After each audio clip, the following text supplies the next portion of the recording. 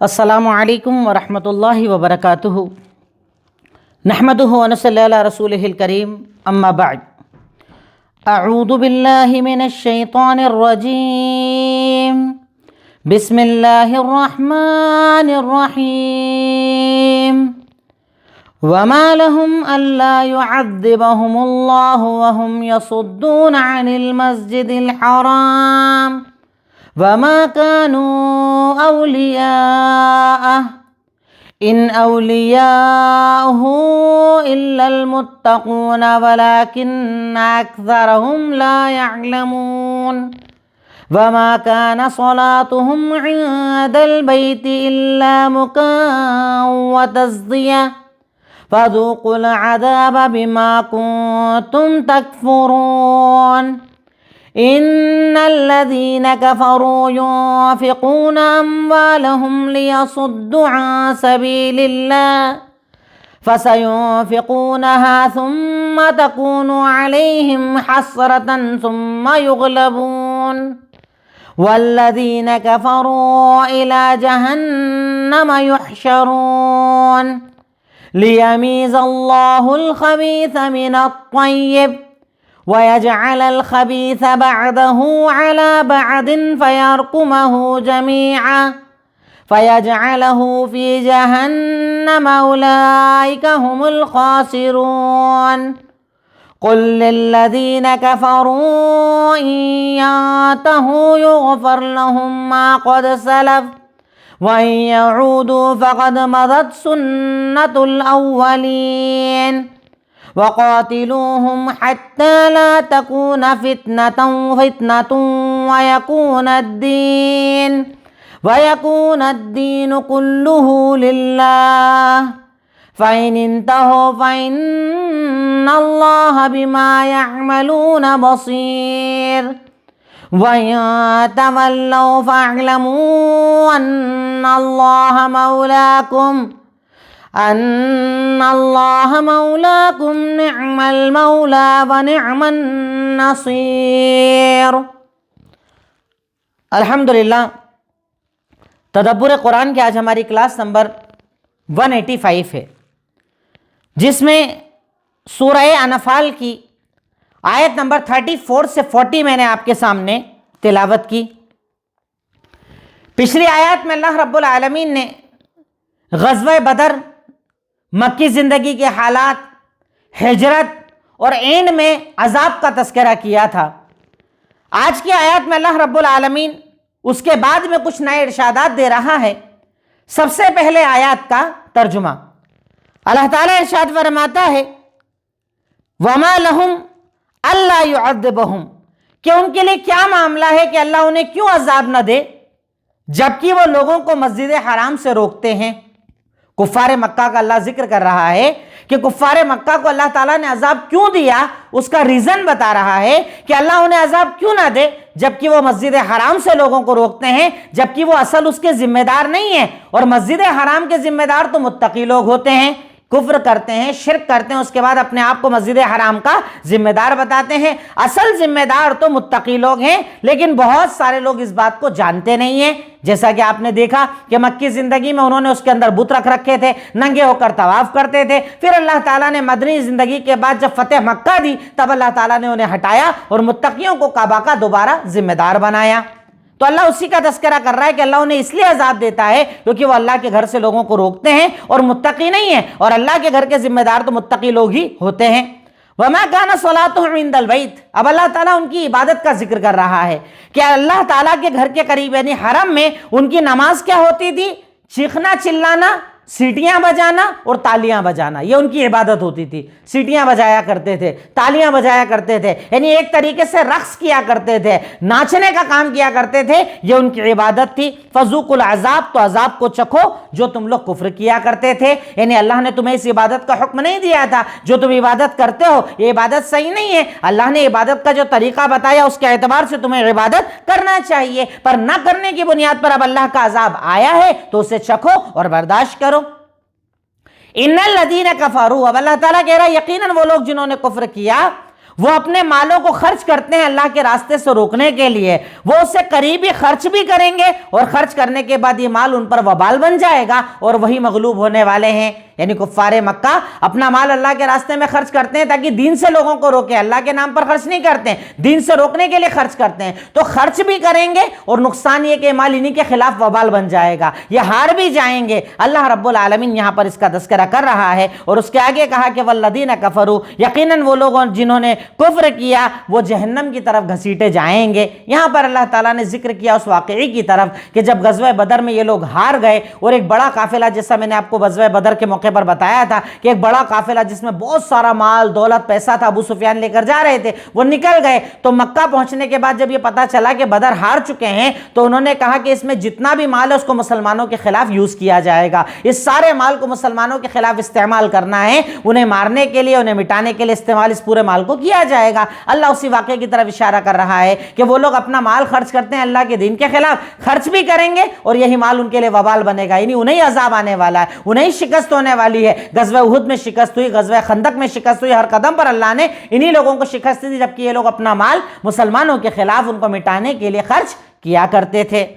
اس کے بعد اللہ کہتا ہے لیمیز اللہ الخبیث من الطیب۔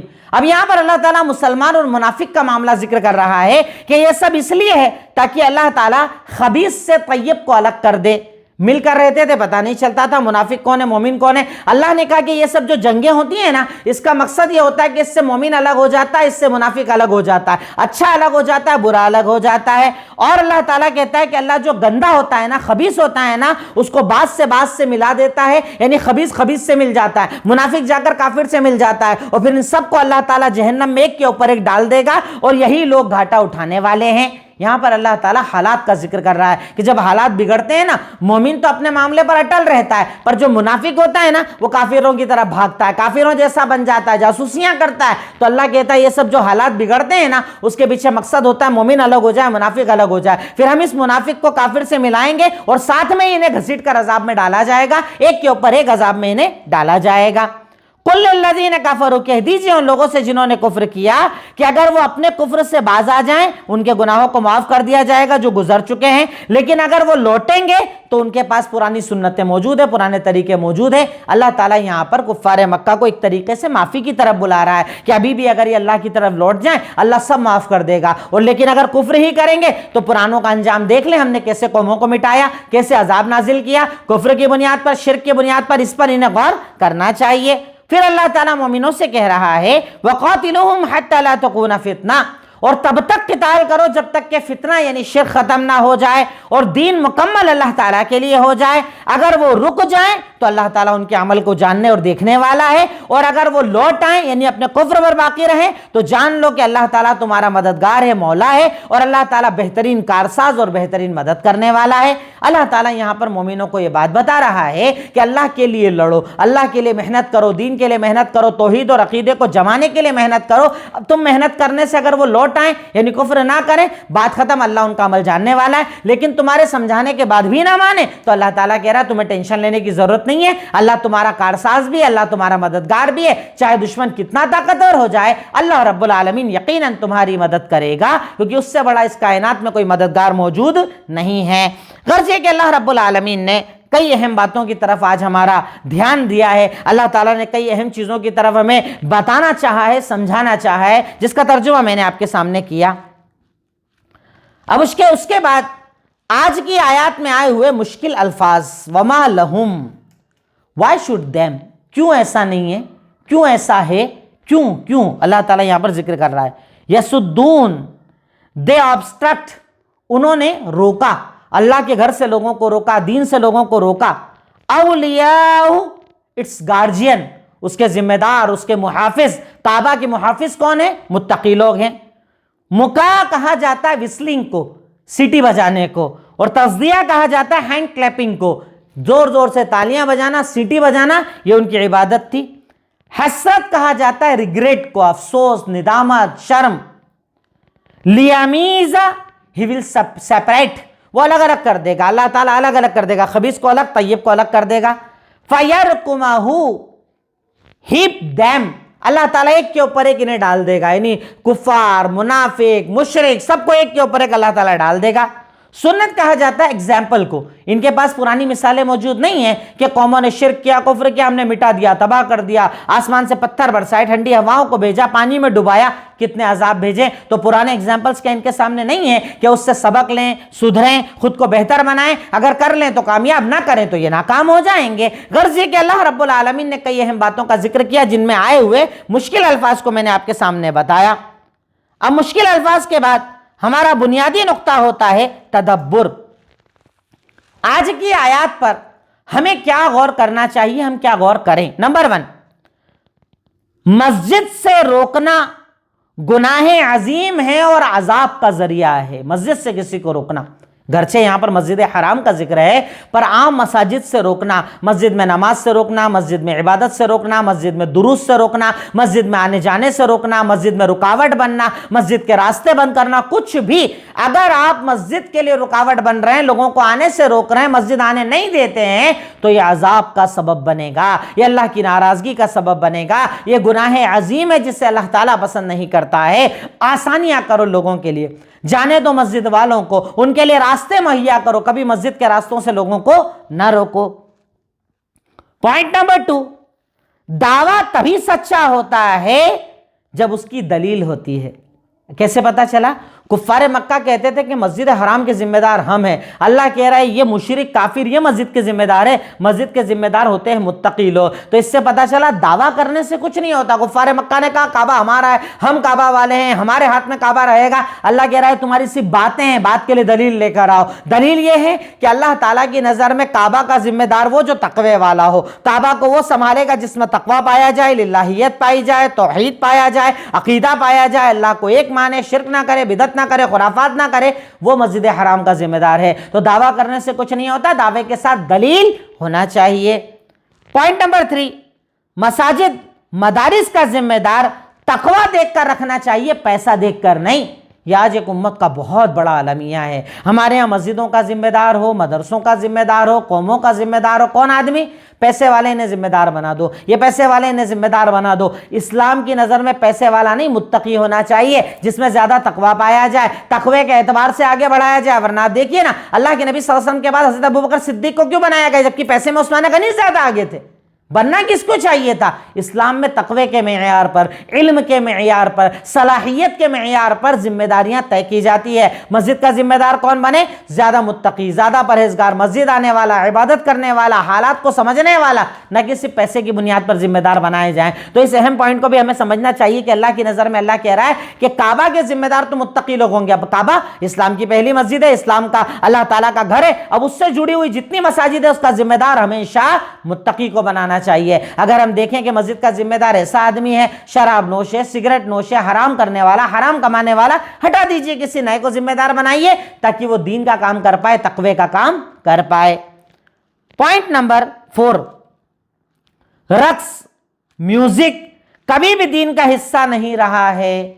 رقص کرنا, ناچنا, آج آپ دیکھیں کئی لوگ مسلمانوں کے نام پر جو صوفیت کے عقیدے کو بیان کرتے ہیں ان میں رقص پایا جاتا ہے, ان کے ہاں ڈانس پایا جاتا ہے, صوفی نغمے لوگ پڑھتے ہیں. یہ سب کبھی بھی اسلام کا حصہ نہیں رہے. اسلام میں عبادت کا کبھی یہ تصور نہیں رہا ہے کہ تالیاں بجائی جائے, سیٹیاں بجائی جائے, میوزک سسٹم چلائے جائے, میوزک کے اوپر ناچ کر عبادت کی جائے. اللہ کی عبادت کا کبھی یہ طریقہ نہیں رہا ہے, کفار کا طریقہ رہا ہے. تو میوزک کے ذریعے, ناچ کے ذریعے عبادت کرنا یہ کبھی مسلمانوں کا طریقہ نہ رہا ہے, نہ اللہ تعالیٰ نے اس طریقے کو ابھی پسند فرمایا ہے.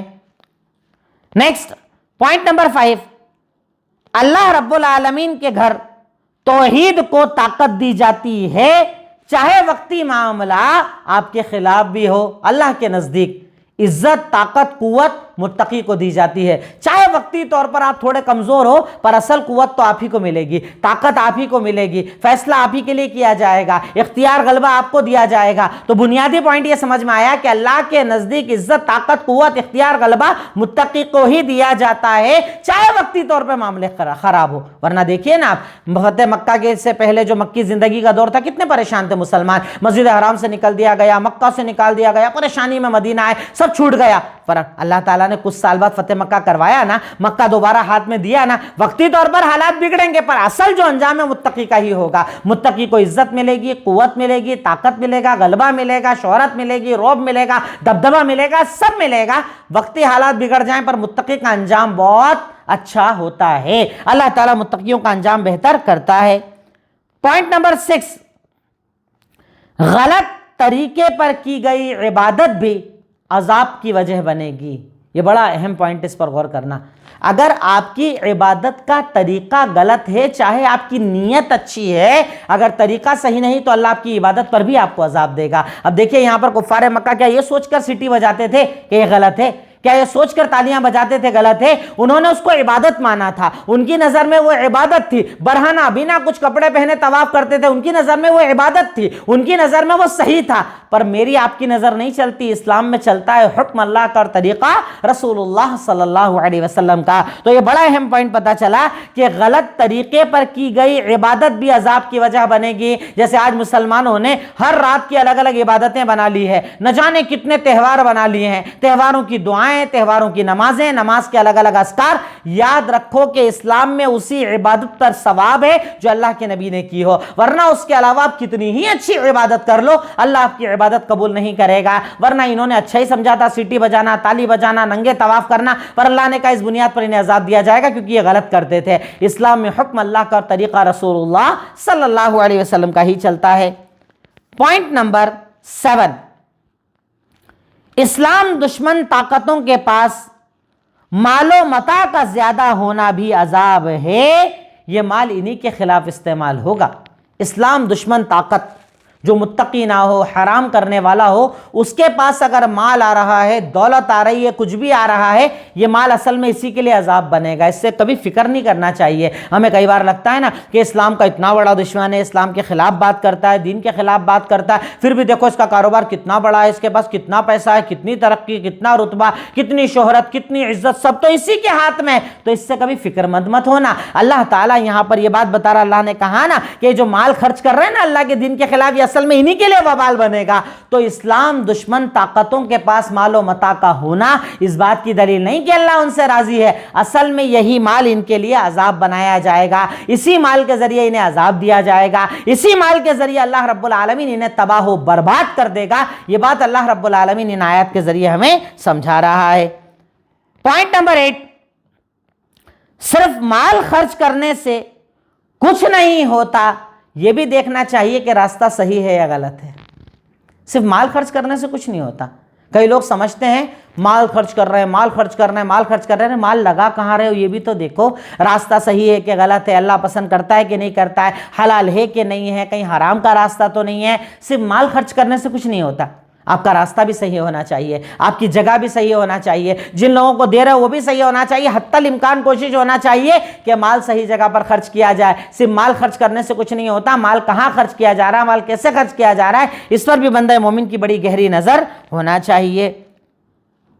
پوائنٹ نمبر 9, اللہ کے دین کے خلاف خرچ کیا گیا مال انسان کے لیے ندامت کا ذریعہ بنے گا.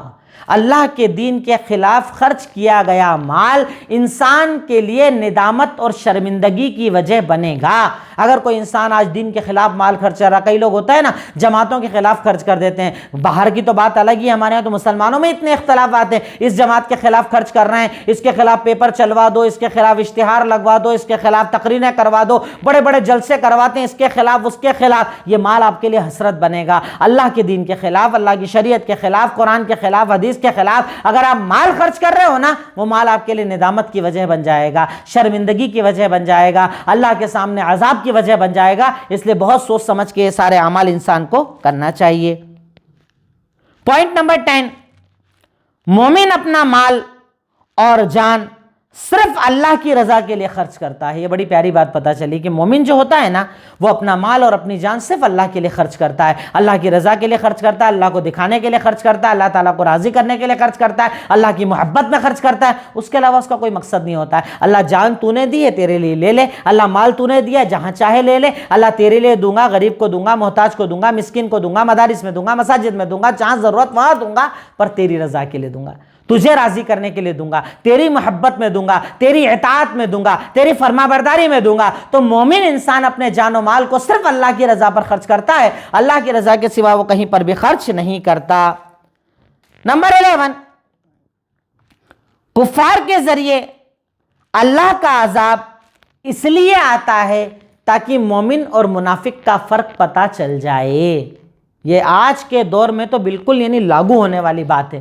کفار کے ذریعے مومنوں پر عذاب اس لیے آتا ہے تاکہ مومن اور منافق کا فرق پتہ چل جائے، اللہ کے دین پر مستقیم رہنے والا، جمنے والا، استقامت والا پتہ چل جائے، اور ڈھلمل یقین والا، ڈھلمل عقیدے والا، ادھر ادھر بھاغنے والا پتہ چل جائے۔ جیسے ابھی پتہ چل رہے ہیں نا آپ کو، بہت سارے نکل کے بھاگ رہے ہیں نا، ان جیسے بن جاؤ، مبارکباد دے رہے ہیں، مبارکباد کے پوسٹرز لگا رہے ہیں، غیر اللہ کی تعریفیں بیان کر رہے ہیں، اللہ کے علاوہ غیروں کی عبادت کی تعریفات کر رہے ہیں، ان کی عبادت گاہوں پر کھڑے ہوئے ہیں۔ انہیں لگتا ہے کہ یہ کر کے ان کی محبت مل جائے گی، اصل میں یہ آپ کو دوغلا بولتے ہیں۔ اللہ کا عذاب کفار کے ذریعے اس لیے آتا ہے تاکہ مومن اور منافق کا فرق پتہ چل جائے۔ اللہ تعالیٰ جو ہے نا وہ خبیث کو طیب سے الگ کرتا ہے، پاکیزہ کو الگ رکھتا ہے، خبیث کو الگ رکھتا ہے۔ اور یہ کب الگ ہوتا ہے؟ جب اللہ کا عذاب آتا ہے، ورنہ تو مل کے رہتے تھے نا، وہ ساتھ میں بڑی بڑی باتیں کرتے تھے نا، وہ دین کی باتیں بھی کرتے تھے نا وہ۔ پر دیکھیے آج ذرا سے حالات کیا بگڑے، زبانیں چلنے لگی، بھاگنے لگے، عقیدے بدلنے لگے، اپنے حالات بدلنے لگے، اپنا لباس، اپنا چہرہ بدلنے لگے۔ کیوں؟ اللہ تعالیٰ ان حالات کے ذریعے مومن منافق میں فرق کر دیتا ہے، کیونکہ اللہ تعالیٰ چاہتا ہے مومن مسلمانوں کی صف میں رہے ہی نہیں، وہاں سے نکل جائے، کافر ہی بن کر رہے، تاکہ اس کا انجام کافروں کے ساتھ ہو۔ تو یہ بڑی پیاری بات ہے کہ ایسے حالات میں مومن کو اپنے ایمان پر جم جانا چاہیے، استقامت سے کھڑے رہنا چاہیے، اللہ پر یقین رکھنا چاہیے کہ وہ جب چاہے گا حالات کو بدلے گا، وہ ہر چیز کی طاقت اور قوت اور اختیار رکھتا ہے۔ پوائنٹ نمبر 12، انسان جب بھی توبہ کرے، عمل اچھا کرے، اللہ اس کے پرانے سارے گناہ معاف کر دیتا ہے۔ جب انسان سچے دل کے ساتھ آئے، توبہ کرے، عمل اچھا کرے، رب العالمین اس کے پچھلے سارے گناہ معاف کر دیتا ہے، خطائیں معاف کر دیتا ہے، لغزشیں معاف کر دیتا ہے، ناراضگی دور کر دیتا ہے۔ کیا کریم ہے ہمارا اللہ، کیا غفور ہے ہمارا اللہ، کیا غفار ہے ہمارا اللہ، کہ بندہ جب سچے دل سے آئے اللہ اس کا پچھلا سارا اکاؤنٹ نیل کر دیتا ہے، کلیئر کر دیتا ہے، معاف کر دیتا ہے۔ ایسے رب کے پاس بھی اگر بندہ اپنی مغفرت نہ کروا پائے، اس کا مطلب وہ بڑا بدبخت ہے، اس کا دل بڑا سخت ہے، اس نے اپنے رب کو، اپنے اللہ کو، اپنے دین کو جانا ہی نہیں ہے۔ اگر وہ جانتا تو کبھی بھی دین کے خلاف کام نہ کرتا، کبھی بھی شریعت کے خلاف کام نہ کرتا۔ یہ بھی بڑی بنیادی بات آج کے پوائنٹ پہ ہمیں پتہ چلتی ہے۔ پوائنٹ نمبر 13، دین پر عمل مکمل ہونا چاہیے، اپنی آسانی دیکھ کر نہیں ہونا چاہیے۔ یہ بھی بڑی پیاری بات ہے۔ اللہ تعالیٰ کیا کہہ رہا ہے؟ یکون الدین، یعنی پورا جو مکمل، یکون الدین کلہ للہ، دین جو ہے نا وہ مکمل پورا کا پورا اللہ ہی کے لیے ہونا چاہیے۔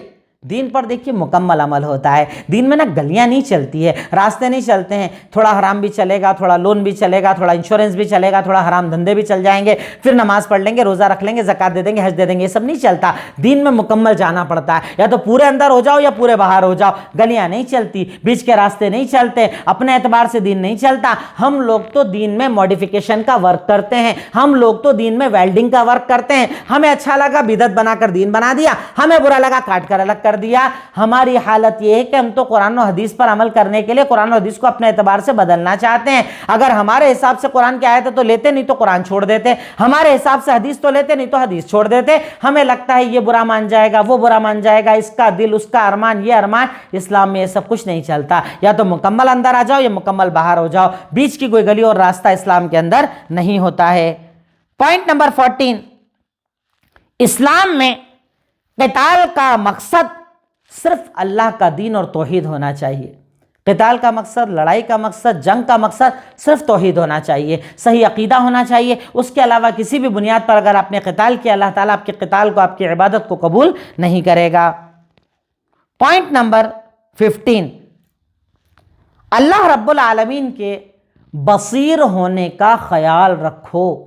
دیکھیے یہ ایسا لفظ ہے، میں یقیناً کہتا ہوں کہ اگر بندے میں ذرہ برابر بھی ایمان موجود ہونا تو یہ ایک لفظ اس کو ڈرانے کے لیے کافی ہے کہ اللہ رب العالمین بصیر ہے۔ بصیر مطلب دیکھنے والا، بالکل ڈیپلی دیکھنے والا، چھپا ہوا دیکھنے والا، دکھا ہوا دیکھنے والا، چھوٹا دیکھنے والا، بڑا دیکھنے والا، اللہ بصیر ہے۔ اب جب بصیر ہے مطلب وہ تو مجھے ہر وقت دیکھ رہا ہے نا، وہ تو میرے حالات جانتا ہے نا، میرا دل جانتا ہے، میرا جسم جانتا ہے، میرا اندھیرا جانتا، میرا اجالا جانتا، میرا ظاہر جانتا، میرا باطن جانتا۔ اب جب اللہ سب جانتا ہے تو اس کی بصارت کے بارے میں بڑا بندہ مومن کو ڈرنا چاہیے۔ اللہ سب جانتا، اللہ سب دیکھتا ہے، مطلب میں اپنے عمل کو بہتر بناؤں، اپنے آپ کو بہتر بناؤں، اپنی زندگی کو بہتر بناؤں، اسی سے اللہ تعالیٰ میرے گناہوں کو یقیناً معاف کرے گا۔ یہ بھی بڑا اہم پوائنٹ ہے سمجھنے والا۔ پوائنٹ نمبر 16، کسی انسان کا فیصلہ اس کے ظاہر کو دیکھ کر کرنا چاہیے، باطن کو اللہ کے سپرد چھوڑ دینا چاہیے۔ آپ کا کام کیا ہے؟ آپ کا کام ہے ظاہر پر فیصلہ کرنا۔ ایک مسلمان ہے، نمازی ہے، روزے دار ہے، بات ختم، ایمان رکھتا ہے، بات ختم ہو گئی۔ اس سے زیادہ ڈیپ آپ کو نہیں دیکھنا ہے، اس سے زیادہ جاسوسی آپ کو نہیں کرنا ہے، اندر کے حالات دیکھنے کے لیے نہیں جانا ہے۔ آپ کا کام ہے ظاہر پر فیصلہ کرنا۔ ظاہری عبادت کرتا ہے مطلب مسلمان ہے، مومن ہے، نہیں کرتا ہے مطلب وہ کفر والا عمل کر رہا ہے۔ پر کسی کی ڈیپ میں جانا، اندر جانا، جاسوسی کرنا، باریکیاں نکالنا، یہ سب کبھی مسلمان کا طریقہ نہیں ہے۔ مسلمان ہمیشہ ظاہر پر فیصلہ کرتا ہے، جو نظر آتا ہے اسی پر مومن فیصلہ کرتا ہے۔ پوائنٹ نمبر 17، اگر مومن رب کی اطاعت کرے تو رب اس کا مولا اور نصیر بن جاتا ہے۔ میں کہتا ہوں اس سے بڑا مقام مومن کے لیے کچھ نہیں ہوگا کہ مومن اللہ کی اطاعت کرے اور اللہ اس کا مولا اور نصیر بن جائے۔ اللہ کہتا ہے کہ میں مولا ہوں، میں نصیر ہوں، میں کارساز ہوں، میں مددگار ہوں۔ اس کائنات میں اگر کسی کے ساتھ رب کھڑا ہے، دنیا کی کون سی طاقت اسے مٹا سکتی ہے؟ کون پریشان کر سکتا ہے؟ کون کچھ بگاڑ سکتا ہے؟ تو اللہ رب العالمین مومنوں کا ناصر اور حامی ہوتا ہے، مولا ہوتا ہے۔ اس بات پر بڑا یقین رکھو، حالات کے بگڑنے سے نہ ڈرو، تکالیف سے نہ ڈرو۔ اللہ تعالیٰ سب بدلنے والا ہے، وہ چاہے تو حالات بدل دے، وہ چاہے تو حالات کو پلٹ دے۔ اللہ تعالیٰ ہر چیز پر طاقت، قوت اور اختیار اور غلبہ رکھتا ہے۔ اس بات پر بھی بندہ مومن کو بڑا مضبوط یقین ہونا چاہیے۔ اب ہمارا آخری پوائنٹ ہوتا ہے عمل، کہ آج کی آیات پر ہمیں کیا عمل کرنا چاہیے۔ نمبر 1، اللہ کی قربت کے لیے خرچ کرو۔ اللہ کے قریب ہونے کے لیے، اللہ کے محبوب بننے کے لیے، اللہ تعالیٰ آپ سے محبت کرے، آپ کا مولا بن جائے، آپ کا ناصر بن جائے، اس کے لیے خرچ کیا کرو۔ اللہ کے راستے میں دیا کرو، مدرسے میں دو، مسجد میں دو، غریب کو دو، بیمار کو دو، یتیم کو دو، بیوہ کو دو، جو اللہ نے طاقت دی خرچ کرو۔ خرچ کرنے سے اللہ تعالیٰ بندے کے قریب آتا ہے، اس سے محبت کرتا ہے۔ اس بات پر بندے مومن کو فکر کرنا چاہیے۔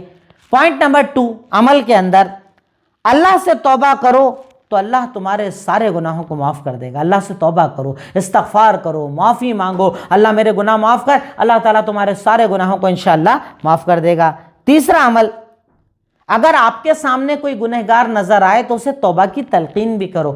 ایک انسان ہے، گناہوں کے اندر پڑا ہوا ہے، گناہوں میں ملوث ہے، آپ تلقین کرو نا، آپ اسے بتاؤ نا کہ بھائی فکر کی ضرورت نہیں، اللہ معاف کرے گا، اللہ معاف کرنے والا ہے، تیرے سارے گناہ، تیری ساری خطا معاف کر دے گا۔ آ تو صحیح، پکار تو صحیح، مانگ تو صحیح، اللہ تعالیٰ بڑا معاف کرنے والا اور معافی کو پسند کرنے والا ہے۔ اس بات کی بھی تلقین برابر کرتے رہنا چاہیے۔ پوائنٹ نمبر 4، اللہ کے مولا اور نصیر ہونے پر یقین رکھو۔ اللہ میرا کارساز، میرا مددگار، جب میرے ساتھ میرا رب تو دنیا میں کس کا ڈر، کس کی طاقت کا ڈر، کس کی قوت کا ڈر، کون سا اختیار، کون سا غلبہ؟ اللہ کے مولا اور نصیر ہونے پر مضبوط یقین رکھو۔ اور آخری پوائنٹ ہے، اللہ کے علاوہ کسی سے کبھی مدد نہ مانگو۔